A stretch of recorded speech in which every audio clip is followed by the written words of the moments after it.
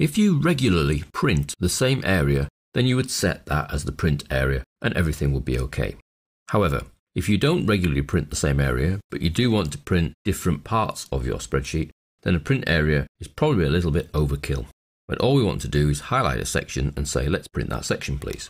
So taking our employees D file, we could simply highlight a part of the sheet that we would like to print. So for example, the title across to the town for the first 11 people. We then go to File, Print, and in the little option here in the settings, we can say Print Selection. And you'll see it only picks up those cells that we highlighted as selected.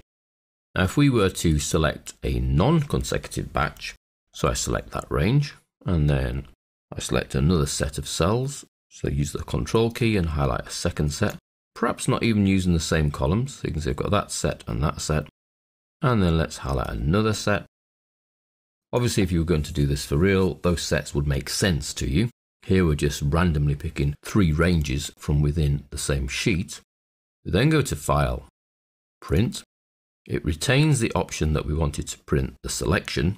But what you'll notice is that each of the selections is on a different page. So page 1 has the first selection, page 2 has the second selection, and page 3 has the third selection. Now the reason it does that is because it doesn't automatically see any correlation between the 3 sections, so it places them on separate pages. If it so happened that you selected enough data to fill one page, then that would run into 2 pages, and the subsequent sections would then be on pages 3 and pages 4.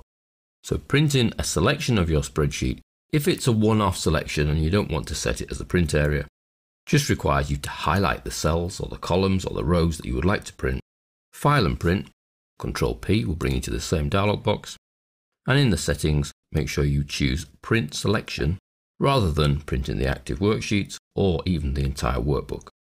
Printing Selection will then only want to print those cells that you've selected, and we now only have 2 cells selected, so that's all that it would want to print.